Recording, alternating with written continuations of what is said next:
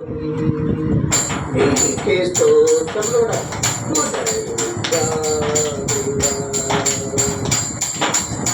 మరణపు ముల్లును విరచినావే, మృత్యుంజయుడై లేచినావే.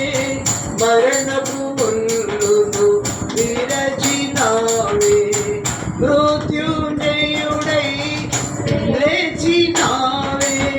మరణించిన మమ్ము బ్రతికించి, మరణించిన మమ్ము బ్రతికించి, జీవమును మాకొసగినావే.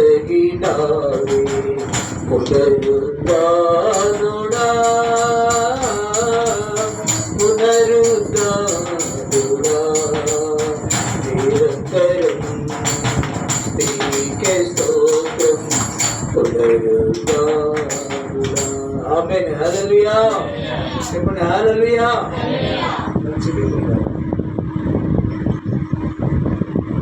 క్రీస్తునందు ప్రియ దేవుని సంకమా, దేవుని పిల్లలారా,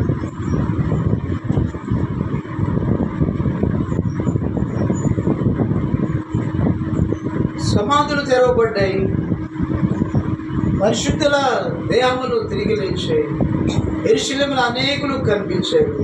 ఆ తర్వాత వారిని తీసుకెళ్లి పరదేశంలో ఉంచాడు. అంటే చెరను చెరగా విడిపించాడు.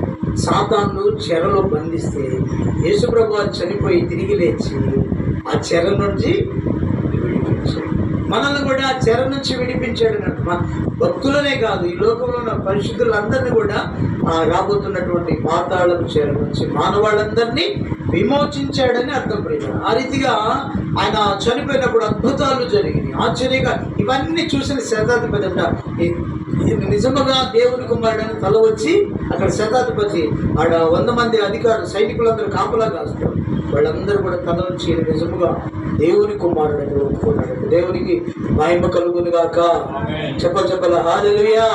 ఆ తర్వాత జరిగింది ఏంటంటే, ఆయన చనిపోయిన తర్వాత చెప్తాను, ఆయన చనిపోయిన తర్వాత అసలు వాస్తవంగా అయితే కొద్దిగా టైంలో ఎవరు చనిపోయారంట సిలువలో. చాలా సమయం ఆ గద్దలు వచ్చి పొడుస్తూ ఉండే వాళ్ళ దేహాన్ని, భయంకరంగా బాధ. కానీ యేసుప్రభు వారు తాను చెప్పినట్లే చేశాడు. ఆయన చెప్పినట్లే ఆయన చనిపోయాడు. 3 గంటలు వాడు కాబట్టి ఆ పేతురు వాడు, పిలాతు వాడు అనుకున్నట్ట వెంటనే చనిపోయాడు. అయినా ప్రక్కన వాడు చనిపోలే, వాళ్ళని కింద దించి వాళ్ళ కాళ్ళు చేతులు ఎరగొట్టి చంపారు. దేవునికి స్తోత్రం చెప్పాలి హల్లెలూయా. రేపు విశ్రాంతి దినం కాబట్టి ఇక అన్ని అరిమత యోసేపు అనేటువంటి ఒక రహస్య శిష్యుడు ఉన్నాడు. ఎవరున్నారమ్మా? అరిమత యోసేపు అనేటువంటి ఆయన. వాళ్ళు శాస్త్రుల్లో పరిశీలలో అతను ఒక సన్నిహితుడి సభలో ఒక పెద్ద అన్నమాట. వాళ్ళు యేసుప్రభుని నమ్మట్ల, ఆయన మాటలు నమ్మట్ల. కానీ ఈయన అరిమత యోసేపు యేసుప్రభు వారి మాటలు వింటూ ఉండేవాడు, ఆయన యొక్క బోధలు వింటూ ఉండేవాడు. ఆయన యొక్క విశ్వాసం, లోపల విశ్వాసం. అంటే మనం కూడా కొంతమంది దేవుని దగ్గరికి రావడానికి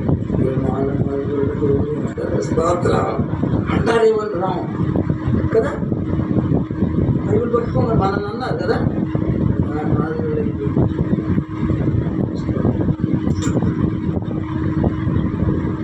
వాళ్ళు అయిపోయారు, వాళ్ళు మతాన్ని పట్టారు.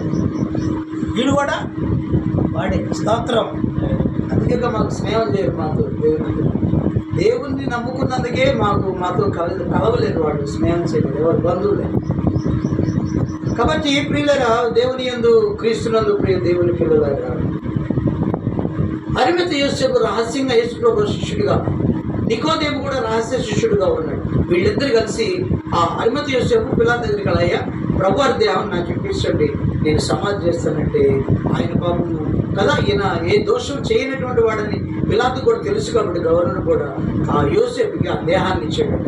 అప్పుడు వెంటనే పైనుండి దించేసి ఆ నార బట్టలన్నీ చుట్టేసి, తలకు కదా నార బట్టలు తల నుంచి కింద వరకు వాళ్ళు చుట్టేస్తారు, బట్ట తెల్ల బట్ట చుట్టేసి దాదాపుగా తీసుకొచ్చినటువంటి అత్తరు కదా, ఎన్ని సేర్లు అత్తరు తీసుకొచ్చారట, అవన్నీ సుగంధ ద్రవ్యాలను కోసి కదా యోసేపు అంట తన కొరకు సమాధిని ముందుగానే తొలిపించుకున్నాడు. స్తోత్రం చెప్పండి. అరిమత యోసేపు అంట ముందుగానే వాళ్ళు పాతకాలంలో ముందుగానే వాళ్ళ ధనవంతులు ఏం చేశారంటే కొండకి బాగా లోపలికి ఆ సమాధిని కొట్టించి వాళ్ళు సిద్ధపరచుకొని ఉంచుకుంటారు. ఈయన కూడా ధనవంతుడు కాబట్టి ముందుగానే సమాధిని కట్టించుకున్నాడు అన్నమాట. రాయిలు తొలిపించుకున్నాడు లోపల గుహలాగా. యోసేపు అంతవరకు ఎవరు పెట్టబడలేదు కాబట్టి ఆ యోసేపు తీసుకెళ్ళి ఆ సుగంధ వేలను చూసి ఆ కొత్త సమాధిలో యేసయ్యను తన సమాధి యోసేపు మరిమతి యోసేపు యొక్క సమాధి ఆయన కోసం త్రవ్వించుకున్న సమాధిలో యేసయ్య దేహాన్ని ఉంచారు. దేవునికి స్తోత్రం. చెప్పండి హల్లెలూయా చెప్పాలి హల్లెలూయా. ఆ దేహాన్ని ఉంచిన తర్వాత కొందరు పిలాతు దగ్గరికి అడావుడిగా కొంతమంది రోమా ఆ ప్రజలు వచ్చేసి శాస్త్రుల పరిస్థితులు చెప్పారంట. ముందేం చెప్పారు? ఆ వంచకుడు తను బ్రతికున్నప్పుడు 3వ దినం తిరిగి లేస్తానని చెప్పాడు కాబట్టి శిష్యులు ఆయన తీసుకెళ్ళి 3వ దినం తిరిగి లేచాడని చెప్తారేమో, మొదటి వంచిన గడి కడపటి వంచిన చెడ్డదిగా ఉంటుంది అని చెప్పేసి శాస్త్రుల పరిస్థితులకు చెప్పినప్పుడు వీళ్ళెళ్ళి పిలాతుకి చెప్పారు. పిలాతు ఉన్నాడు, ఇదిగో చాలా మంది రాణువారు ఉన్నారు, సైన్యం ఉంది కదా, తీసుకెళ్ళి నువ్వు ఆ రాయికి ముద్ర వేసి సైన్యాన్ని కాపలా ఉంచమని చెప్పేసి అన్నారు. స్తోత్రం.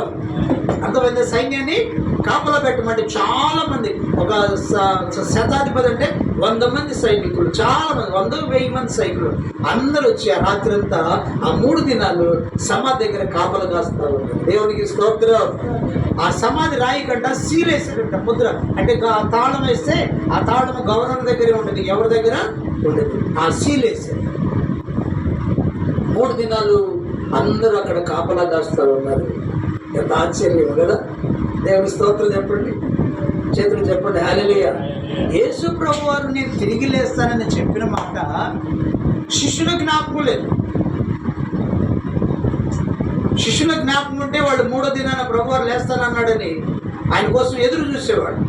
కానీ ప్రియమైన వాళ్ళరా, అన్యులు కదా, అన్యులకు గుర్తుంది ఆయన తిరిగి లేస్తానని చెప్పిన మాట. అంటే ఆయన మాటలో వాళ్ళకు కూడా బలం దొరికింది, నిజమేనేమో ఆయన తిరిగి లేస్తాడేమో అని చెప్పేసి వాళ్ళు వీళ్ళందరూ కూడా కాపలా కాస్తా ఉన్నారు. 3వ దినాన తెల్లవారుజామున ఏం జరిగిందంట ఒకసారి చదువు. 28వ అధ్యాయం మత్తయి సువార్త 28వ. నేను ముగిస్తున్నాను.